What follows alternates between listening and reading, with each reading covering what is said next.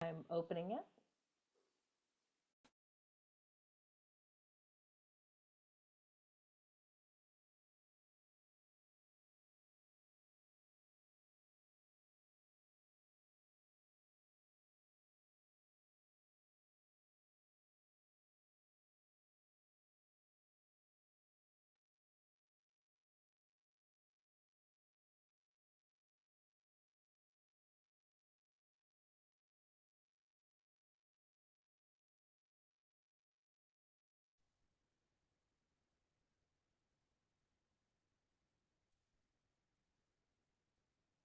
Good evening, everyone.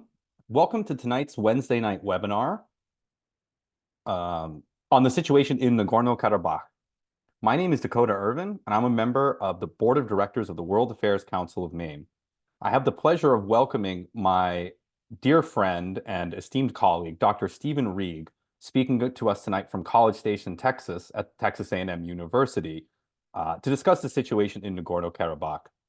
I invited Stephen not only because he's one of the top experts in Russian and Armenian history, but also I think because he brings a unique perspective in years spent studying in the archives and researching in the region. Stephen Riegg is Associate Professor of History at Texas A&M University. He specializes in the 19th century encounter between Imperial Russia and the Caucasus. His first book, Russia's Entangled Embrace, the Tsarist Empire and the Armenians, 1801 to 1914, examines the evolution of the Romanov government's policies towards Armenians in the Caucasus and beyond. He's currently writing a new history of Russia's incorporation of the Caucasus that asks why and how the Tsarist state outsourced certain aspects of empire building to Western European expatriates settled in that territory. Tonight, Dr. Riegg will be sharing his thoughts on the situation in Nagorno-Karabakh, an issue that has fallen off the news of late, but also one with significance for many members of our community in Maine. In a testament to that, I know we are being joined tonight by many members of Maine's Armenian Cultural Association, as well as the Azerbaijani Society of Maine. We appreciate all of you being here and welcome your thoughts and your questions, which you can enter in the Q&A box. We can't promise we get to all of them, but we will try. And before I turn things over to Stephen, I want to quickly thank our sponsors whose generous support makes these programs possible. Zeke Williams, Bill Hall, Roger Lynch, Jim Landau, Janet Edmondson, Norlin McKee, Thos Mosier, and Flight New Media. And shout out to our partners at USM, including the great Alan Wardell. So Stephen, I'm going to turn it over to you for your discussion on the situation in Nagorno-Karabakh. Dakota, thank you very much for that kind introduction. And I want to thank the audience. I can't see you, but hopefully you can see me. Hopefully you can hear me well. I'm grateful for this opportunity to speak with you. I'll be very much looking forward to your questions, maybe to your comments afterwards. I welcome people reaching out to me through email as well.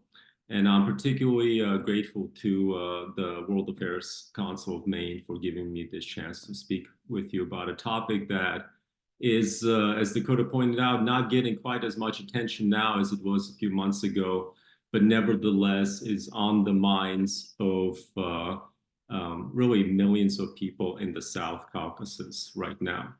So with that, I'll ask Allison to begin the PowerPoint, and I will start my comments. First, I want to just point out that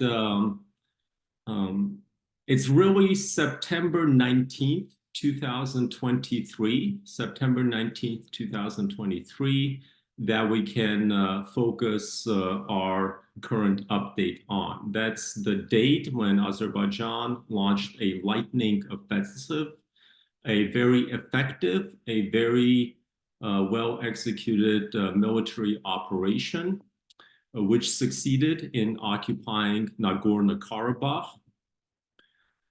It forced the separatist authorities to announce that the ethnic Armenian enclave would officially dissolve in the political, in the diplomatic sense on January 1st, 2024. In a matter of days, in the wake of that lightning offensive, the entire ethnic Armenian population of Karabakh. That's well over 100,000 people, perhaps as many as 120. They all fled, just practically down to the very last person. They all packed up very hastily. They all fled to the neighboring Republic of Armenia rather than stay in their homes under Azerbaijani rule. Now, regional and global observers are watching to see how the tensions between Armenia and Azerbaijan play out, and to what degree Russia, Iran, Turkey, and or the European Union will be entangled in that dynamic, very shifting conflict. So this is kind of the overarching introduction to where we are right now. This was one of those quintessential post-Soviet, quote unquote, frozen conflicts, which really thawed out all the way on September 19th, 2023, ending about 3 decades of Armenian autonomous rule, if not full independent rule in Karabakh. So before we get into the details of the current situation, let's do a little background refresh. Dakota told me that the audience includes a lot of veteran observers of this conflict, a lot of people who are very closely familiar with the details of the story, but perhaps it also includes people who are a little newer to it. So for that reason, in the presentation, both my verbal comments and the slides in front of you, I have a few basic points that might be useful for maximizing accessibility. So here on the screen in front of you, in case your geography is a little rusty, is the Caucasus region of Eurasia. I want to bring your attention to the tight quarters that you see there, kind of squeezed in between the Black and the Caspian. This is one of those regions of Eurasia that is often the victim of too many cliches. This is often described as the threshold of Europe and Asia, the threshold of Islam and Christianity. It is definitely at the nexus of Russia, Turkey, and Iran today. But historically, it's been at the nexus of the Russian, Ottoman, Persian, and Iranian empires. The specific territory we're talking about today is within what we call the South Caucasus, that really comprises today's post-Soviet republics of Georgia, Armenia, and Azerbaijan. As you can see, I chose this particular map because it emphasizes the 3 large, and believe it or not, there are a few more minor, but the 3 large disputes over sovereignty, over political sovereignty that continue to plague the post-Soviet South Caucasus. 2 of them are inside Georgian borders. The 3rd one is or was inside Azerbaijan. So we're focusing today on Karabakh and the historical roots of that conflict, as well as the contemporary situation. Speaking of the historical roots, big question that comes up often, that I am asked, that many other people are asked, is what are good starting points for understanding the trajectory of the dispute, the trajectory of the story. We look historically beyond the events of the dissolution of the USSR in 1991. Where do we really start this narrative? Some people, both historians and political scientists, argue that we should start with the 2 Russo-Persian wars for control of the South Caucasus. There were 2 of them in fairly rapid succession. The first one was in 1804 through 1813, so it lasted for 9 years. Russia was the victor in that war, but it did not yet secure full dominion over the South Caucasus, what the Russians called Zakavkazia, That means the Trans-Caucasus, beyond the Caucasus Mountains. We rather use the term now, the more neutral term, the South Caucasus. The Second Russo-Persian War, which occurred in 1826, 1828, that was the definitive end of the Russo-Persian struggle, at least the geopolitical struggle, if not the cultural, for the South Caucasus. After 1828, the boundary between the Russian and Qajar, Russian and Persian empires, became the Araks River at the bottom of the screen, which is today's boundary between Armenia, part of Azerbaijan, and Iran. Other historians, many political scientists who study this conflict, they prefer to overlook, to sidestep the 19th century altogether. They go straight to the Armenian, Azerbaijani massacres in 1905 in Tiflis, the capital, formerly Tiflis, now Tbilisi, the capital of the Russian administration of the South Caucasus. Other specialists sometimes talk about the events of 1920, the Sovietization of the South Caucasus, how the Bolsheviks either coerced, forced, or convinced quite easily Armenians, Azerbaijanis, Georgians to join up, to sign up into this new Soviet experiment. Another very popular starting point is the flip-flop of the Bolsheviks in a matter of days, just a matter of a couple of days in July 1921, over the question of Karabakh's belonging to Soviet Armenia or Soviet Azerbaijan. The decision in 1921 was re-examined in 1923, and that is probably the most widely considered starting point for the particularly nasty, dire animosity that this conflict has engendered for generations. In 1923, the Soviet Union, the authorities in Moscow, established the Nagorno-Karabakh Autonomous Oblast, NKAO, home to a 95% ethnically Armenian population, yet within the Azerbaijani Soviet Socialist Republic. So they established this ethnic Armenian enclave, about 95% at that moment in 1923, within Azerbaijan, the Azerbaijani SSR at the dawn of the Soviet experiment.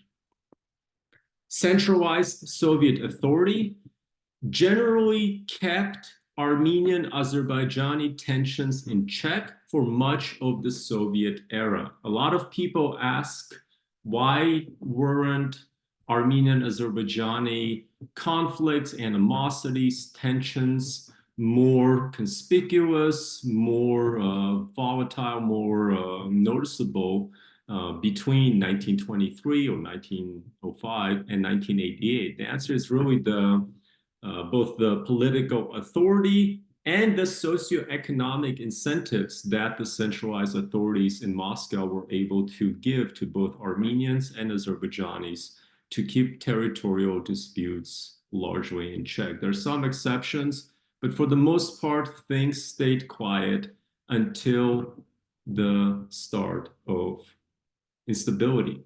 During the instability of Glasnost and then Perestroika, Nagorno-Karabakh's regional legislature passed a resolution in 1988, declaring its intention to join the Republic of Armenia, despite its official location inside Azerbaijan. This was not quite unprecedented in Soviet history, but it certainly was one of the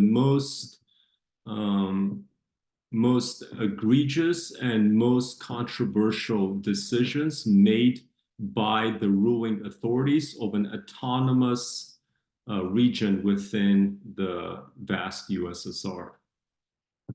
In 1991, from the ashes of the now defunct Soviet Union, arose not only sovereign Armenia and Azerbaijan, but also an unrecognized Republic of Nagorno-Karabakh within the internationally recognized borders of now independent Republic of Azerbaijan. War between Armenians and Azerbaijanis in the early 1990s ended through Russian mediation in 1994 and resulted not only in Armenian control over Nagorno-Karabakh, but also control over 20% of Azerbaijan's non-Armenian populated regions, which were occupied by Armenian forces as a security belt for Nagorno-Karabakh. The argument by the Armenian separatist authorities at the time was that this territorial security belt was absolutely indispensable for the security of the residents of Karabakh itself. The result from 1994 onward was an infamous frozen conflict which cemented the status of Nagorno-Karabakh as a de facto independent entity with a self-declared government that was not recognized even by the Republic of Armenia, yet relied heavily on Armenia for economic, political, and military support.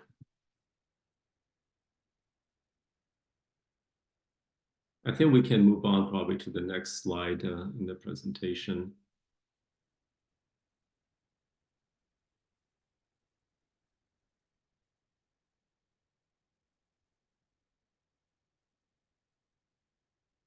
I'll continue now and then we'll see what happens.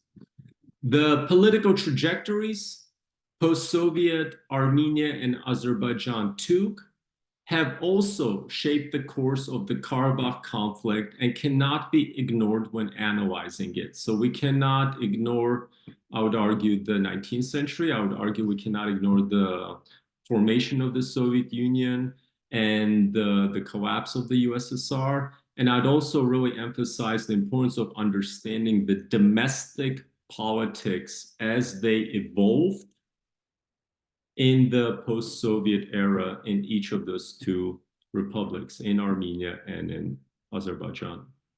As in much of the former Soviet Union, with the exception of the Baltic states, both Armenia and Azerbaijan elaborated their own versions of what is sometimes called imitation democracies. Massive discrepancies between a constitutional ideal and an authoritarian reality characterized these new state formations. In Azerbaijan, Haydar Aliyev and his son Ilham, who came to power in 2003 following his father's death in the first act of dynastic succession in the post-Soviet context, have established a durable authoritarian regime propped up by oil and gas revenues. A constitutional referendum in 2009 abolished presidential term limits, with the regime increasingly cracking down on free and fair elections, on press freedoms, and on civil rights. In Armenia, on the other hand, the successive presidencies of Kochadan from 1998 to 2008, and then Serge Sargsyan from 2008 to 2018, both of whom came from Karabakh, presented their own version of imitation democratic politics. Armenia, already dependent on Russia for its security since its 1991 independence, was drawn more closely into Moscow's orbit, even as the latter found itself dramatically weakened after the fall of the USSR. Having one of the most highly mobilized and unruly civil societies in the region prevented post-independence Armenia from taking the autocratic path. This is an interesting point that's been studied more so lately in the past, I'd say 5 years or so, and about the trajectory of post-Soviet Armenian politics. And much of the discussion comes down to the degree of mobilization of civil society and the multipolarity of Armenian civil society. But that's for a different topic. Meanwhile, despite intermittent and occasionally bloody clashes, the ceasefire of 1994 held for decades. It's in this context that we have to talk about the rise of Azerbaijan's economy and military strength. If we could go to the next slide, please, we'll start to get a sense for the economic success, the economic might that Azerbaijan gradually, not always consistently, but fairly gradually experienced from the late 90s onward, definitely in the 21st century. Early April 2016 witnessed the most intense fighting. Okay, in front of you on the screen is a chart that should give you a sense of Azerbaijan's economic trajectory in the post-Soviet era. You see the GDP, you see the per capita statistics, and that should help you understand when you see the next slide, the ability of the government to focus its economic growth on particular geopolitical outcomes. No, the previous slide, please. Yes. So early April 2016 witnessed the most intense fighting since 1994, leading to hundreds of casualties along the line of separation. After 4 days of fighting, the two sides announced they had agreed to cease hostilities. However, a breakdown in talks resulted in both sides accusing each other of ceasefire violations, and tensions remained high. The beginning of the end of Nagorno-Karabakh's nominal independence came in September 2020, when Baku launched September 2020. That's an important date in the grand scheme of this conflict. So the beginning of the end of Nagorno-Karabakh's nominal independence came in September 2020, yes, during the pandemic. September 2020, when Baku launched a full-out, well-coordinated assault that has become known as the Second Karabakh War. Probably more than 7,000 soldiers and civilians were killed. We're not sure about the exact stats. Probably more than 7,000 soldiers and civilians were killed, with hundreds more Armenian and Azerbaijani soldiers wounded. Azerbaijani forces during that conflict recaptured previously lost territories in and around Nagorno-Karabakh. A subsequent ceasefire agreement brokered by Russia after a 44-day successful Azerbaijani offensive provided about 2,000 Russian peacekeepers stationed in the region, including near the Lachin corridor, which you'll be able to see on the next, no, it will be in a couple maps. The next two charts are going to bring your attention to Armenia's tremendous reliance on Russia's economic support, and by extension through economic support, of course, on military and political backing up until the most recent chapter in this long, tragic story. The ceasefire agreement brokered by Russia provided about 2,000 Russian peacekeepers stationed in the region, including near the Lachin corridor, the lone highway connecting the separatist region to Armenia that had previously been controlled by Armenian forces. And I'm looking right now. We actually cannot see the Lachin corridor on this map. No, if you could please go back to one of the initial maps. Yeah, Lachin is marked. Yes, right up, right. It's right above where it says Goris. Yes, right there. This is the Lachin corridor. There you go. The deployment of Russian troops in a contested territory was initially perceived as an important step toward furthering the Kremlin's entrenchment in the South Caucasus. I wrote this sentence intentionally in the passive voice because this was the general perception. This was a perception on the part of Russia's allies and on the part of Russia's antagonists, opponents. This was viewed as a not necessarily diplomatic victory because the Russians failed to prevent the conflict, but the Russians got 2,000 troops stationed in the region. But the point here that really matters is that Russia's full-scale invasion of Ukraine in 2022, in February 2022, has weakened its ability to effectively manage and interfere in the decades-long conflict between the two neighboring states. And I can talk more about this afterwards. I am not by any means implying that Russia's diplomatic, political intervention, or God forbid I use the word mediation, is what had prevented the two sides from coming to blows beforehand. That would really imply that the Armenians and Azeris can't get their act together without outside help. That's not the case. They could if they wanted to negotiate. But the fact is that after the invasion of Ukraine, or the full-scale invasion of Ukraine on February 24th, things really changed drastically. Capitalizing on Russian as well as global preoccupation with the conflict in Ukraine, in September 2023, Azerbaijan made its final move. So the beginning of the end was September 2020. The actual end came in September 2023, exactly 3 years later.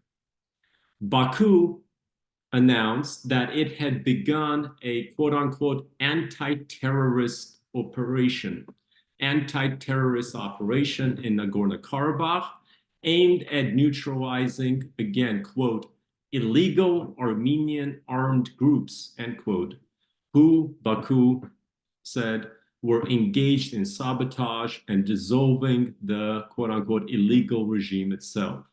So this was the official justification for the assault of September 2023. The military operation was preceded by a nearly 10-month-long Azerbaijani blockade, prompted by what Baku has argued had been an illegal exploitation of the region's natural resources by Karabakh Armenians. This part of the story is virtually comical, with eco-activists protesting ostensibly for the benefit of the environment in the South Caucasus. During the blockade, Azerbaijani troops closed the Lachin corridor, through which Karabakh Armenians had been receiving food, medicine, and fuel supplies from Yerevan. As a result, the region's 100,000 plus, perhaps 120,000 inhabitants experienced acute shortages of basic foodstuffs and medicines, as well as water and electricity. Residents claimed that Baku's actions resembled a slow-motion genocide, using hunger as a weapon that would force them to leave the region once the road reopened. It's impossible to discuss this conflict without addressing Russia's multiple roles in it. Russia occupies a contradictory position as the dominant arms supplier to both sides and the main provider of peacekeeping forces to the region. Indeed, although Russia has a military base in Armenia, and Armenia is a member of the Russian-led Collective Security Treaty Organization, Russia has been turning its attention toward Azerbaijan, a major market for Russian arms exports. Russia accounted for approximately 94% and 60% of Armenia's and Azerbaijan's arms imports, respectively, from 2011 to 2020. The bottom line here, folks, is very straightforward that we often hear opposing views, but at the end of the day, if you look at this whole situation with a sober head, Russia has always acted first and foremost in its own interests, and will always continue to act in its own interests. 2 days before it invaded Ukraine on February 24th, 2022, Putin signed a wide-ranging agreement with his Azerbaijani counterpart, Ilham Aliyev, deepening their diplomatic and military cooperation. Oppositionist Azerbaijani and many Western analysts argued that it was likely intended to ensure that Azerbaijan did not get involved in any Western anti-Russian campaign. According to at least one recent report, over the past 20 years, Russia's share of Armenian foreign trade has climbed from 11 to 35%. Russia currently supplies approximately 89% of the country's natural gas and 74% of its petroleum. And Russian companies hold sizable shares of Armenia's transportation and extractive industry infrastructure. Despite a desire to the contrary, the previous President Sargsyan's government was obligated to join the Eurasian Economic Union in January 2015. In 2022, Russia accounted for 35.6% of Armenia's foreign trade. Last year, 30% of Armenia's imports came from Russia, while 45% of Armenian exports went there. So the bottom line here is that for better, and most people would say nowadays, especially for worse, Russia and Armenia are very tightly, economically at least, entangled, and that leads to other types of entanglements as well. So where do things stand now? I will tie up and then I'll shut up. Right now, the two top diplomatic goals of Armenian and Azerbaijani officials appear to be a formal peace treaty and a border delimitation process. Baku enjoys the position of military and economic superiority that gives it the ability to dictate the terms of the negotiations, with every rejection from the Armenian side increasing chances of conflict, not in Karabakh anymore, but rather between the two republics themselves. A central point of the current contention is the Zangezur corridor. The very bottom of this map, right above where it says to Tabriz, you can see the proposed location. Yes, down there, the proposed location of the Zangezur corridor. Azerbaijan calls Meghri and the rest of Armenian Sunnik province the Zangezur corridor. President Ilham Aliyev and other officials have described opening this corridor as a top objective, one that is now in direct focus following Baku's recapture of the long disputed territory of Nagorno-Karabakh. The Zangezur corridor is a broken link in a longer, potentially highly lucrative east-west route called the Middle Corridor that would connect China and Central Asian countries to Turkey via Azerbaijan. Azerbaijan and Turkey speak about the necessity of opening the so-called Zangezur corridor, arguing that it will significantly boost the regional economy. That's really the main argument on that side. According to both Baku and Ankara, the opening of the corridor is envisaged under the terms of the November 2020 trilateral statement, even though the document itself, when you read it, speaks about only one corridor, the Lachin corridor. Under the term corridor, Azerbaijan appears to envisage an agreement which will envision an agreement which will allow Azerbaijani vehicles and trains to cross the Armenia-Azerbaijan border, pass via the Sunnik province that you see on the screen in front of you, pass via the Sunnik province of Armenia, and then enter the Nakhichevan Autonomous Republic, an Azerbaijani enclave, without any border, passport, and customs control implemented by the Armenian side. An extraterritorial corridor cutting through Armenian territory would, by definition, be militarized.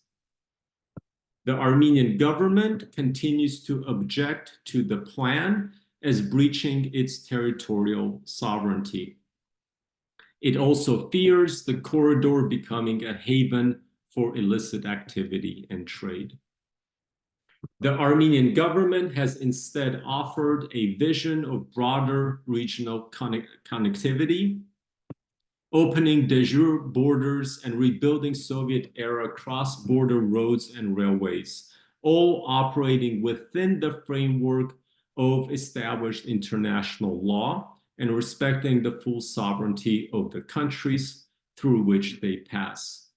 Indeed, opening borders would yield immediate economic dividends to all countries in the South Caucasus, and that's probably the only thing that each side can agree on, this generic concept of the economic boon of opening borders.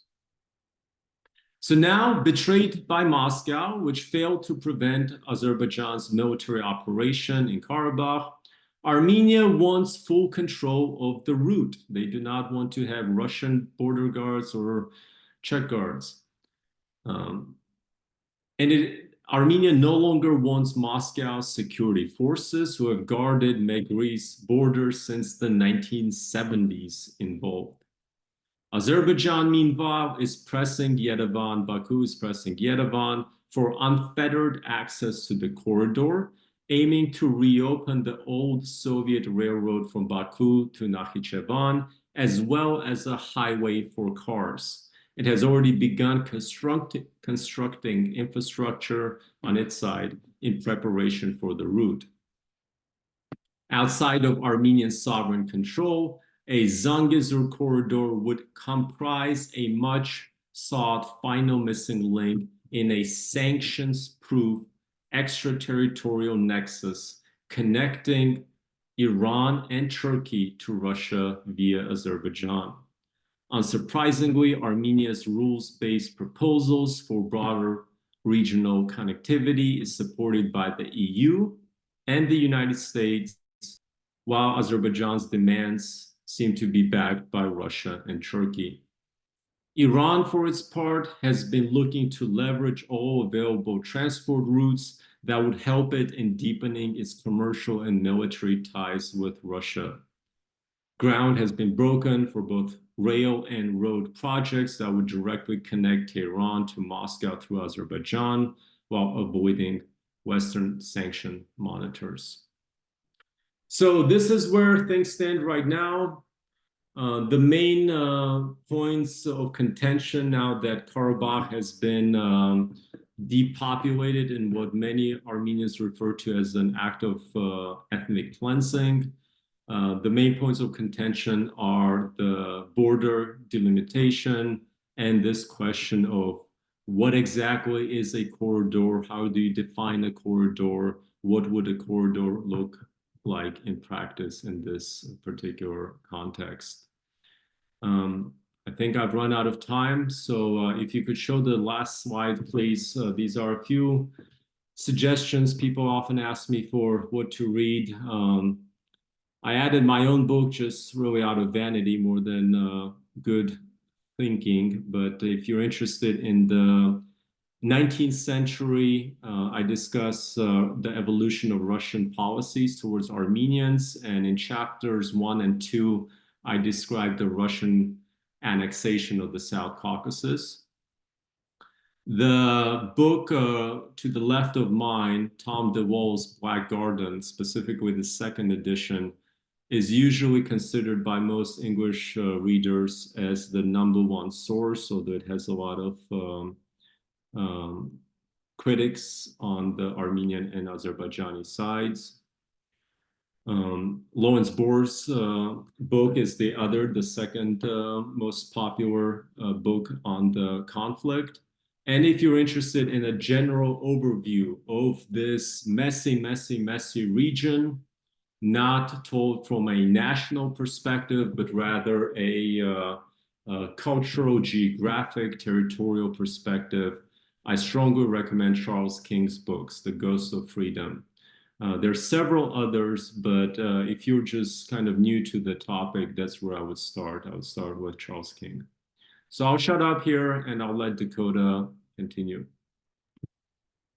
Thank you very much, Dr. Riegg. That was a really interesting, informative, and complex talk. And as part of the world that, perhaps is not always on people's minds right now, I think it's really important to hammer out some of the details and the major issues that remain unresolved, I think is pretty clear.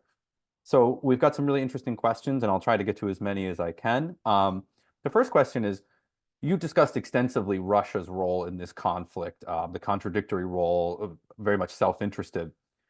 Can you speak to any impact that, for example, the West, the United States, and the European Union might have had on this conflict in the past, and maybe even more importantly, going forward? Is there any role for the EU or the US, or are they not interested? You're muted. Sorry. They are interested. What exactly we mean by the word interested is really the crux of the issue here. To what degree are they interested? To what objectives are they most committed? What are their individual goals? What are their goals for the region? Should they have goals for the region? These are all very sensitive topics. You can ask 10 people who pay attention to the South Caucasus and get 10 different answers. The EU has been much more proactive the past couple of years with the conflict than the United States has been, for understandable reasons. Since the start of the war in Ukraine, Azerbaijan has really increased its gas supplies to Western Europe. So that affects the politics, that affects diplomacy. The United States sends envoys. It has a very active ambassador in Yerevan. It has a desk in the State Department that really pays attention to this. But there's only so much that the West can do. This will ultimately come down to Armenians and Azerbaijanis sitting in a room together and figuring this out. There's this really unfortunate, nasty tradition of outsiders either arguing that other outsiders should intervene, or even insiders waiting for outsiders to come and play a role. But history just hasn't showed that that's been effective. So this is going to come down to the Armenians and Azerbaijanis themselves. There's only so much any Western entity or state or even Russia, Iran, and Turkey can do. Thank you. And I think that's a good reminder as we think about conflicts across the world, that sometimes we discuss great power politics, but ignore agency that the local actors have on the ground. So I think that's an important reminder. We've had a couple of questions. So you kind of framed one of the trigger points of the most recent conflict as Russia's full-scale invasion of Ukraine in February 2022. Does Russia's ongoing war and invasion of Ukraine, will that have any continuing impact here? And specifically, would there be potentially any action involving some of the breakaway regions of Georgia, such as South Ossetia or Abkhazia? Any kind of play there that might be influenced by the ongoing invasion of Ukraine? I can't answer that question. I don't know. I cannot foresee the future. I don't like to speculate.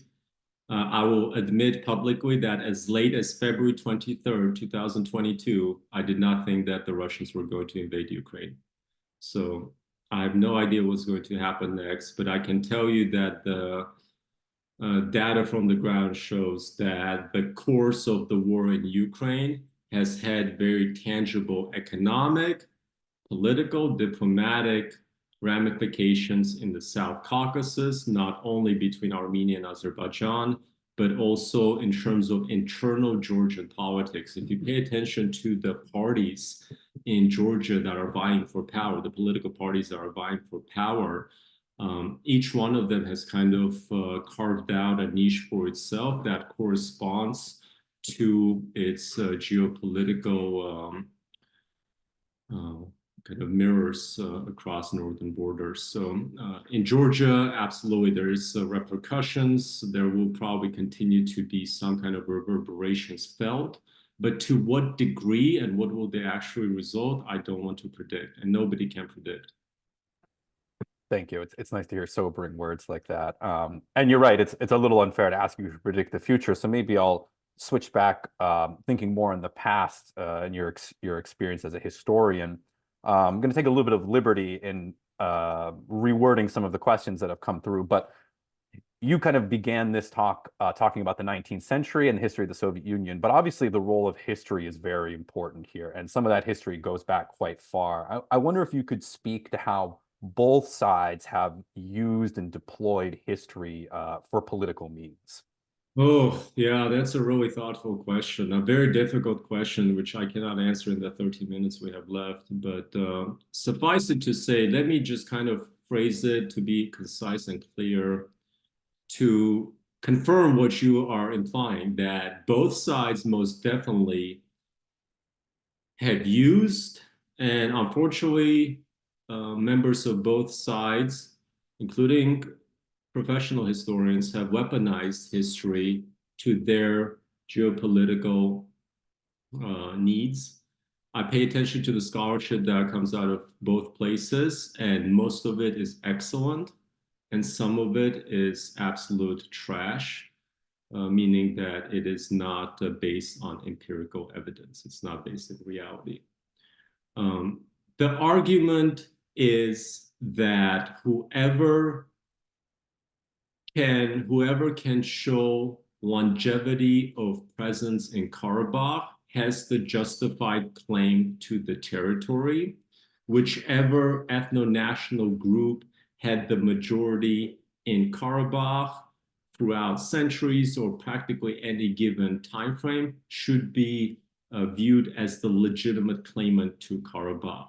So one of the favorite pastimes, not so much of professional historians, there are only a few of them who try to go down those pointless rabbit holes, but a favorite pastime of kind of nationalistic history buffs is to try to figure out at any moment which ethno-national group had the majority in all of Karabakh or in the city of Shusha in particular. What do the census say from this period or that period? The bottom line, I've written an article about this very recently. The crux of the issue, folks, is that there is nothing in the Russian archives, the Armenian archives, or probably the Baku archives, which I cannot go to because I'm an Armenian. There's nothing there that will give you a clear answer that either side could wave to say that here is proof that we had the majority.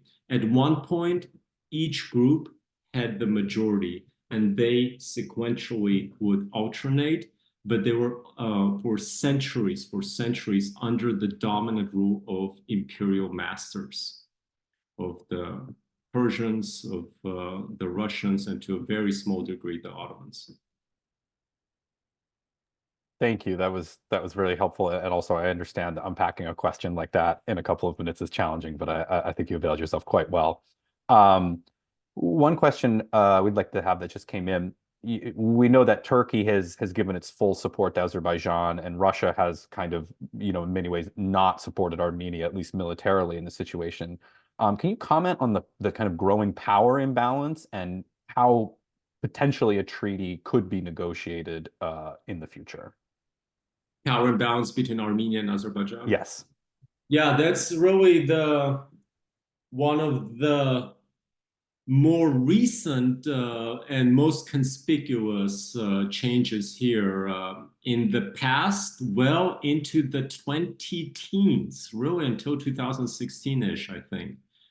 If you were to talk to people who knew what they're talking about, more or less, from Azerbaijan and from Armenia, the consensus would be that, well, you know, we're buying weapons from the Russians, one side buys something that is used for a particular military objective. The other side finds out about it and buys the equipment they need to exactly neutralize those systems.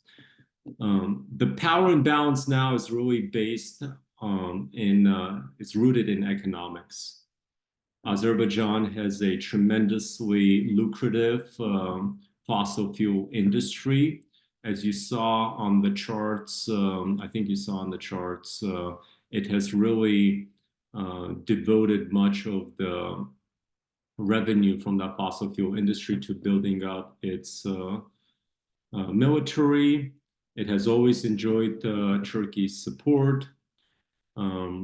During the 2020 conflict, it recruited mercenaries from Syria and elsewhere. It used both Turkish and Israeli drones. Armenia is very much now on the receiving end of not necessarily ultimatums, but it's being dictated to not only by Baku, but increasingly by Moscow. Moscow just kind of wants to exert its kind of receding, waning influence in the region. It knows that the time is going to come where it's going to have even less opportunity to claim to have spheres of influence as it likes to do. And you know, the Armenians and the Azeris, but you know, I talk with Armenians a lot. They're more and more coming to the realization that they're on their own. And I think that's an important realization to have in order to really take stock of the opportunities, the strengths you have, and also be realistic about the weaknesses that you have as well. That helps all of us to be cognizant of our strengths and weaknesses. Thank you. And something you mentioned there when you were listing Azerbaijan's increasing military prowess, you mentioned the Israeli drones. And we have an interesting question here about the relationship between Israel and Azerbaijan, growing trade ties, research, and security cooperation. This is something of an unusual relationship. So maybe you can comment that, but maybe also more broadly, the impact of regional allies not being the kind of major powers that we focus on, i.e. the West and Russia. Yeah, you know, that's a good question because I hear this often. We are so used to thinking about these kind of one-dimensional traits that define bilateral relations or one-dimensional priorities that characterize diplomatic ties. But at the end of the day, folks, every state, this is just a classic realism of IR, international relations. Every state works in its own interests. There's nothing surprising from an economic and even geostrategic perspective about Israel and Azerbaijan cooperating. Of course, they're going to cooperate because each side has something to offer to the other without a very tangible threat of that cooperation backfiring. So the Azeris produce, the Israelis produce sophisticated surveillance drones. The Azeris have the money to purchase it. The Israelis appreciate the clout. This might, the potential clout, potential cachet this might bring in their conflict with Iran, with whom Azerbaijan has tense relations itself.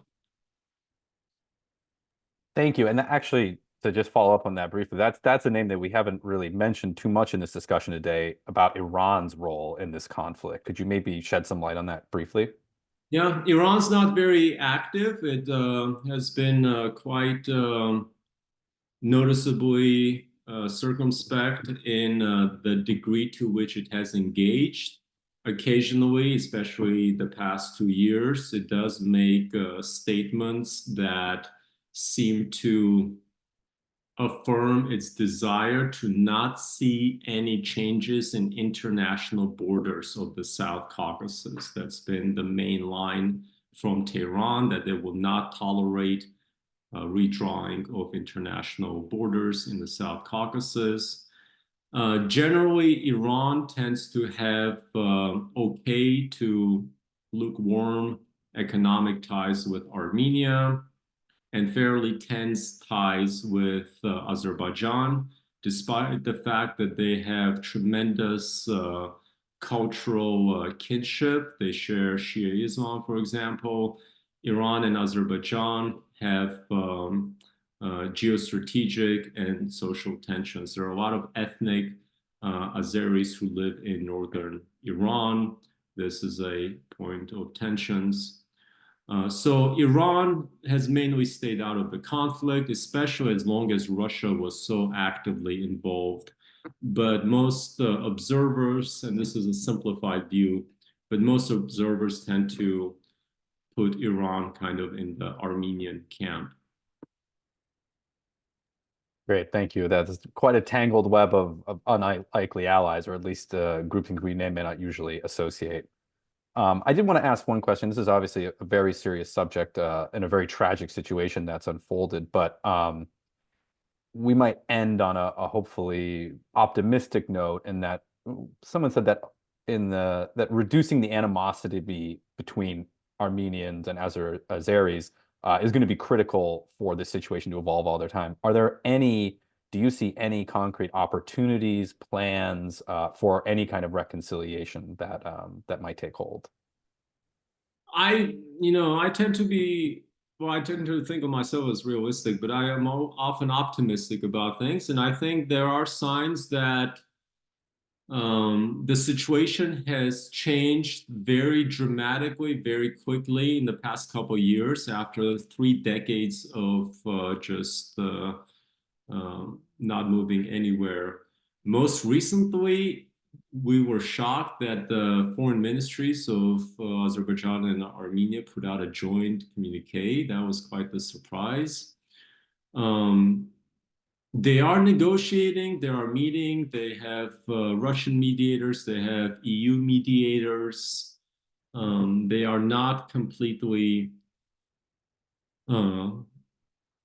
sealed in vacuums. So I am optimistic that the two sides can come to a negotiated peace. And that's what they have to do. Otherwise, there is going to be a bloodbath on a scale that the region has not seen since the 19th century. So despite the very belligerent retort from Baku, despite the fact that Armenia is now trying to buy weapons from France and India, I think the diplomats, I think this is as much optics as it is strategy. And I think the diplomats are really working in overdrive. But some of my colleagues who specialize in this conflict would probably accuse me of being naive and too optimistic when I say that. But my sense is that the diplomats really are working hard. But Azerbaijan right now is negotiating for the position of irrefutable dominance and power. And that makes any negotiation more difficult when the scales are so tilted. Thank you. But I am optimistic, and if anyone gets a chance to visit the region, they should absolutely take that opportunity. Thank you. And a little optimism, I think, is important, especially in these times. I know I said that was it. We do have one final question that came in from an important member. Could you please expand on what it means for Armenia to be on its own? What is the most important to them, and what is it doing to their government, kind of being, quote unquote, abandoned by traditional allies such as Russia? Well, this is a new situation for them to be in. No Armenian can tell you what that actually means for them because they don't know what that means for them, and 10 Armenians will give you 10 different answers. But Pashinyan's government seems to be weighing the options. Um, there's so much controversy that I don't want to get into tonight about the bilateral ties between Yerevan and Moscow, how Pashinyan has treated Moscow's actions, and especially Moscow's inactions. Some people would argue that he's been inconsistent. Other people would say that he's been irresponsibly antagonistic towards Russia. Other people will say that he hasn't gone far enough in severing ties with Russia. But ultimately, as you know, a point I was emphasizing, there's a lot of optimism, I think in this case, really naive optimism that Armenia can totally disentangle itself from Russia and totally become a fully free player. And that's just not realistic in the foreseeable future when you look at the tremendous degree of economic entanglement. I mean, as I was saying, Armenia gets 80% of its gas. It gets, I think, 90 something percent of its wheat from Russia. There's, you know, they might start buying weapons from India and France, but they're not going to start importing wheat from India anytime soon. So Pashinyan's government is walking a tremendously precarious tightrope between making it very clear, being very explicit about its displeasure at Russia's failure to back it up. But at the same time, they're not quite suicidal.